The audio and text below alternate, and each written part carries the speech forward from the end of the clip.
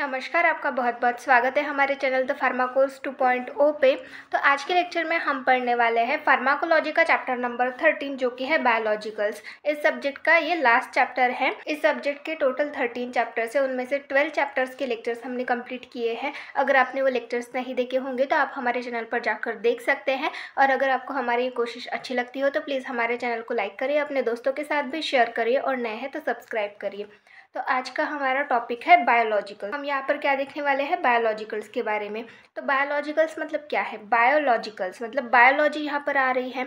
हम फार्माकोलॉजी में बायोलॉजी के बारे में पढ़ रहे हैं। बायोलॉजी में क्या आता है? लिविंग ऑर्गेनिजम्स के रिलेटेड इन्फॉर्मेशन आती है। तो फार्माकोलॉजी में हम बायोलॉजी पढ़ रहे हैं, मतलब बायोलॉजी और फार्माकोलॉजी इन दोनों का कुछ तो कोरिलेशन होगा, तभी हम यहाँ पर इसको पढ़ रहे हैं। तो फार्माकोलॉजी मतलब क्या होता है? Study of drugs. और बायोलॉजी में लिविंग ऑर्गेनिजम्स की स्टडी करते हैं हम। तो लिविंग ऑर्गेनिजम्स और जो भी ड्रग्स हैं उनसे रिलेटेड इन्फॉर्मेशन हम इस चैप्टर में देखेंगे। ये इम्पॉर्टेंट चैप्टर है, इसके बारे में देखेंगे। सबसे पहले हम सिलेबस में देख लेते हैं कि इस चैप्टर में हमें कौन कौन से टॉपिक कवर करने हैं। तो ये हमारा लास्ट चैप्टर है बायोलॉजिकल्स। इसमें हमें डेफिनेशन पढ़नी है बायोलॉजिकल्स की, इसके टाइप्स पढ़ने हैं एंड इंडिकेशन, इसके यूजेस क्या होते हैं, indication of biological agents with examples, उनके एग्जांपल्स के साथ उनके इंडिकेशंस देखने हैं। तो इनके बारे में देखेंगे। छोटा सा चैप्टर है पर इम्पॉर्टेंट है, तो इसके बारे में देखेंगे। आइए स्टार्ट करते हैं। सबसे पहले हम देखेंगे इनकी definition. Biologicals are the products manufacture, extracted और semi synthesized from the biological source and are used to prevent and cure disease and medical condition. तो बायोलॉजिकल्स क्या होते हैं? हमने अभी बात की कि बायोलॉजी में क्या आता है? लिविंग ऑर्गेनिजम्स, और फार्माकोलॉजी में ड्रग्स के रिलेटेड स्टडी। तो बायोलॉजिकल्स ये क्या होते हैं? ये ऐसे प्रोडक्ट्स होते हैं जो कि मैन्युफैक्चर किए जाते हैं, बनाए जाते हैं, या फिर एक्सट्रैक्ट किए जाते हैं, या फिर सेमी सिंथेसाइज किए जाते हैं from biological source.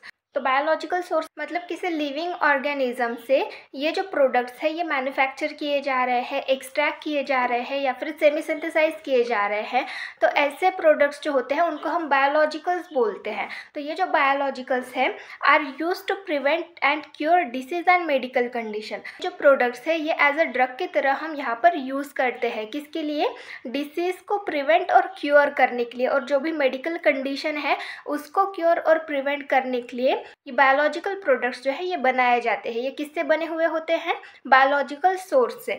Biological source में क्या क्या आता है? जैसे बैक्टीरिया हो गया या फिर अदर लिविंग ऑर्गेनिजम्स हो गए, उनसे प्रोडक्ट बनाया जाता है या फिर एक्सट्रैक्ट किया जाता है, और वो यूज़ किया जाता है किसके लिए? कोई भी मेडिकल कंडीशन हो गई या फिर कोई भी डिसऑर्डर हो गया उसको प्रिवेंट करने के लिए या फिर क्योर करने के लिए इन प्रोडक्ट्स का यूज़ किया जाता है। तो यहाँ पर हमें कुछ एग्जाम्पल्स दिए गए हैं बायोलॉजिकल्स के। सबसे पहला है वैक्सीन्स। इसके एग्जाम्पल्स है वैक्सीन्स। तो वैक्सीन्स भी बैक्टीरिया से बने हुए होते हैं। जो वैक्सीन्स होते हैं उनमें क्या प्रेजेंट होता है? वो किससे बने हुए होते हैं?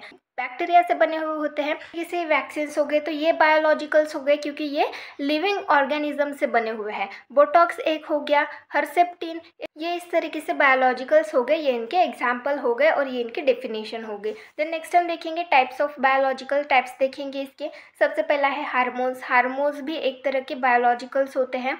जैसे कि हम हार्मोन्स कहाँ से एक्सट्रैक्ट करते हैं? किसी लिविंग ऑर्गेनिज्म से ही एक्सट्रैक्ट करते हैं, तो हार्मोन्स हो गए। इसके एग्जाम्पल जो ड्रग्स होते हैं हार्मोन्स के वो कौन कौन से होते हैं? टैमोक्सिफेन, रैलोक्सिफेन, ये इनके एग्जाम्पल्स हो गए। प्रोटीन, प्रोटीन भी लिविंग ऑर्गेनिज्म से एक्सट्रैक्ट किया जाता है और उनके ड्रग्स बनाए जाते हैं। जैसे कि एग्जाम्पल है इन्फ्लिक्सिमैब, ये इसका एग्जाम्पल हो गया। देन नेक्स्ट है साइटोकाइन। साइटोकाइंस भी ये बायोलॉजिकल प्रोडक्ट से, बायोलॉजिकल सोर्स से लिया जाता है। एग्जाम्पल इंटरफेरॉन, इंटरल्यूकिन्स, ये जो मेडिसिन है ये यूज़ किए जाते हैं एज अ बायोलॉजिकल प्रोडक्ट करके। देन नेक्स्ट है वैक्सीन्स। वैक्सीन्स में भी लिविंग ऑर्गेनिजम्स का यूज़ किया जाता है।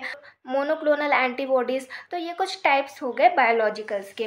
देन नेक्स्ट हम देखेंगे इंडिकेशन ऑफ बायोलॉजिकल एजेंट। तो इनके इंडिकेशंस देखेंगे। सबसे पहला है hormones are used to treat cancer like breast cancer. तो जो हार्मोन्स होते हैं वो कैंसर को ट्रीट करने के लिए यूज़ करते हैं। जैसे कि ब्रेस्ट कैंसर हो गया, इसको ट्रीट करने के लिए हार्मोन्स का यूज़ किया जाता है। Hormones also used in sleep problem, depression, irregular menstruation, तो ये सारी कंडीशन में हार्मोन का यूज़ किया जाता है।